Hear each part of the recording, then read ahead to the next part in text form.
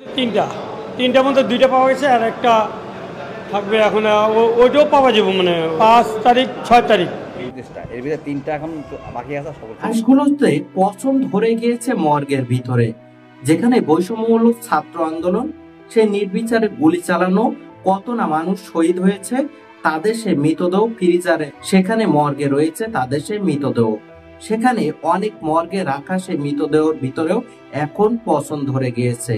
সেখানে সেই মর্গের কর্তব্যরত সেই ব্যক্তির বক্তব্যে উঠে আসে সেই ভয়াবহ তথ্য, পিতামাতা হয়তোবা তার সন্তানকে খুঁজছে, কিন্তু সেখানে সন্তানকে না পেলেও সেই সন্তানের দেহ যেখানে মর্গে পচন ধরেছে।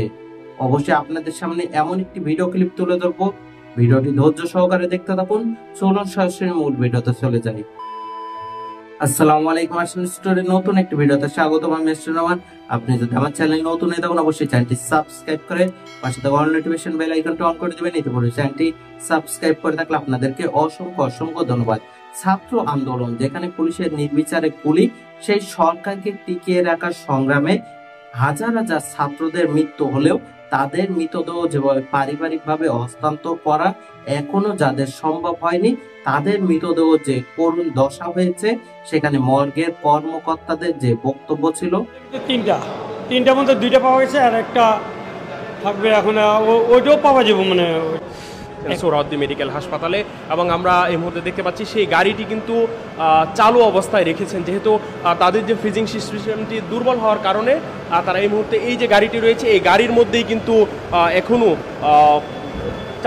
তিনটি লাশ এখানে রয়েছে, যাদের পরিচয় এখন পর্যন্ত নিশ্চিত হওয়া যায়। একই সাথে আমরা যেমনটা দেখেছি যে বিভিন্ন জায়গায় কিন্তু বিভিন্ন জন কিন্তু এসে তাদের যে স্বজন তাদেরকে খুঁজে বেড়াচ্ছে, এবং এই গাড়িটি এই মুহূর্তে কিন্তু চালু অবস্থায় রয়েছে। অর্থাৎ এর ভিতরে কিন্তু যেহেতু এটি ফ্রিজিং গাড়ি, এর ভিতরে কিন্তু তিনটি লাশ রয়েছে, তিনটি লাশ যাদের পরিচয় এখন পর্যন্ত নিশ্চিত হওয়া যায়নি, এবং গাড়িটি এখন অবস্থায় চালু অবস্থায় রয়েছে। আমরা লাশের কন্ডিশন ভালোই আছে, মানে একটা লাশ মানে কথা বুঝলেন এই অবস্থা।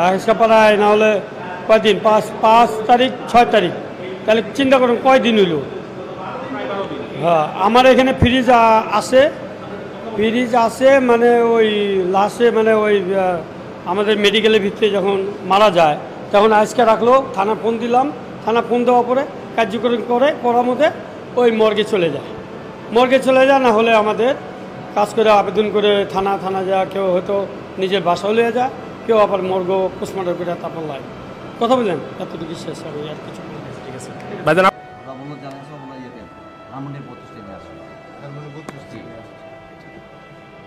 মানে এখনো পরিচয় নিশ্চিত হওয়া যায় নাই। আপনারা চেষ্টা করছেন পরিচয় নিশ্চিত করার জন্য। এখন পর্যন্ত কতগুলো মর্গ আপনাদের এখানে আসলে? আমাদের এখানে অনুমান সম্ভবত আমি 29টা পেয়েছি। 29টা, এর ভিতরে তিনটা এখন বাকি আছে, সকল চলে গেছে। কতদিন ধরে আছে? এই তিনটা হলো আপনার 5 তারিখ থেকে 6 তারিখ থেকে, এই দুটো হলো 5 তারিখ থেকে, আর যেটা পড়ে গেছে ওটা 6 তারিখ থেকে শুরু থেকে। গুলিবিদ্ধ কতজন হবে? সঠিক কথা বলা যাচ্ছে না, তো অনুমান ধর 29টার মধ্যে দেখা যায় আপনার 20টার মতো, আর হয়তো বাকিটা হয়তো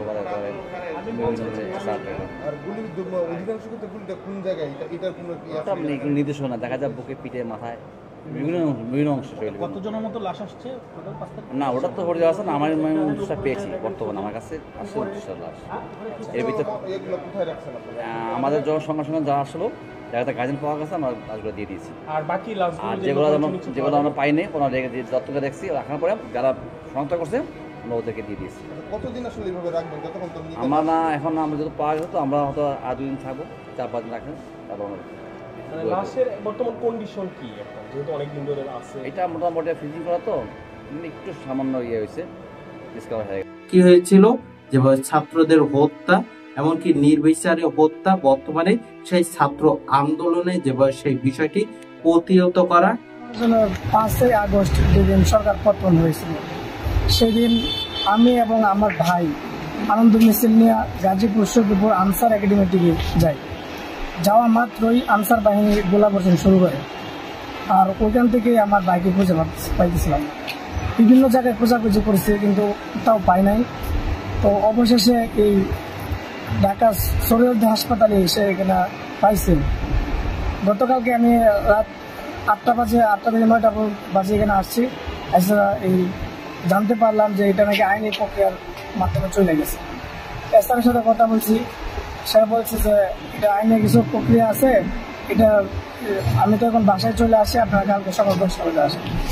তো আমরা 10টায় যে এখন আসলাম, আইসা আমরা চেষ্টা করতেছি আর কি। কিন্তু উনি বলতেছে যে এখন ওনাকে এসে পাই নাই, বলতেছে 11টা বাজে আসবে। আসলে পরে তাই আমরা আন্দোলন করেছি দেশ রক্ষার জন্য।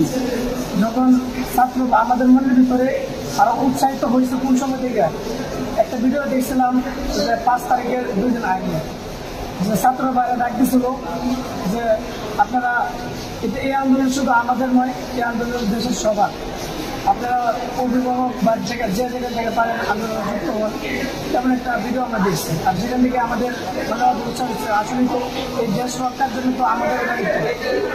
এই সবার সাথে ছাত্রছাত্রীদের সাথে আমরা ছিলাম, এখন আমরা দিচ্ছি। কিন্তু যখন এই বিষয়টা শুনছি, এই ঘোষণাটা আমরা শুনছি, এই 4 তারিখে সারা বাংলাদেশে ব্যাপকভাবে আন্দোলন হয়েছিল, সে আন্দোলনের মধ্যে আমরা ছিলাম, এখানে হামলারও শিকার হয়েছি, তারপরেও আমরা চাই না দেখেন। তোদের সংগ্রাম করতে দেখা গেলে সেখানে যেভাবে তাদের বক্তব্যে উঠে আসে একজন ধর্ষককে নিয়ে, সেখানে সেনাবাহিনীর সাথে তর্কে জড়িয়ে কিছু বোনেরা যেভাবে বক্তব্য প্রদান করে। শাহবাগ থানা আসছে 4 ঘন্টা, পুলিশ এনো তেনো বুঝায় রেখে দিল 4 ঘন্টা। হুট করে থানার কাজের মধ্যে কোত্থেকে আর্মি আসলো আই ডোন্ট নো। পুলিশ আমাদেরকে প্রপোজাল দিল ওখানে নিলে মরে যাবে, এখানে যাতে আমরা যেসব স্টেটমেন্ট ওখানে নিয়ে করতে চাই সেগুলো যাতে এখানে করি। উই সেড ফাইন, আমরা মেনে নিছি। হুট করে সেনাবাহিনী আসছে, সেনাবাহিনী আসার পরে পুলিশ বলল আপনারা যা চান। প্রথমে পুলিশ কি বলল, লিখিত তো দিয়ে দিছে, তাহলে এখন মুখে বলা কি খুব দরকার? প্রথম কথা, সেনাবাহিনী সেড দ্য সেম। দ্বিতীয় কথা, এইটা যখন বললো আমরা বললাম আপনি তো কিভাবে বলতেছেন, আপনি তো বললেন যে আপনি এই কাজগুলো এখানেই করাবেন, এই জন্য আমরা রাজুতে নিচ্ছি না। স্টিল এখানে কি কথা হচ্ছে, স্টিল কয়টা বাজে এখন দেখেন না, থানার গড়ি 11:30। ভাই আমরা কয়টা আসছি, 7:30টার দিকে আসছি, 11:20 বাজে। সি এখনো তারা তাকে বের করতে নারাজ, এখনো বিভিন্ন রকমের কথা যে এইটা না হোক ওইটা না হোক 10 মিনিট না হোক। এই প্রপোজালগুলো কি আমাদের ছিল না? পুলিশের প্রপোজালে রাজি হওয়ার পরে এত কিছু এখনো কিভাবে হচ্ছে? টাইম স্টলিং ছিল। সি আমার টাইম নয়, সেনাবাহিনীকে আমার জন্য টাইম স্টলিং ছিল। এটা বাহিনীর বিবৃতি ছিল সেই মেয়েরা যারা এক ধর্ষককে মারতে চেয়েছিল, কিন্তু সেনাবাহিনী দেশের সার্বভৌমত্ব রক্ষার জন্য তাদের যেভাবে সেই দাবি পূরণ করতে ব্যর্থ, কারণ তারা পারে না একজন জীবিত মানুষের গায়ে কোনোভাবে আঘাত করাতে অন্য মানুষ দ্বারা, যার জন্য সেই মেয়েদের বাধা প্রদান করলে ঘটে এমনই বিপত্তি।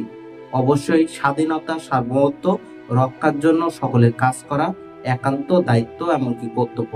সকলে সচেতন থাকবেন, পরিবার নিয়ে ভালো থাকবেন, সুস্থ থাকবেন। আল্লাহ হাফেজ।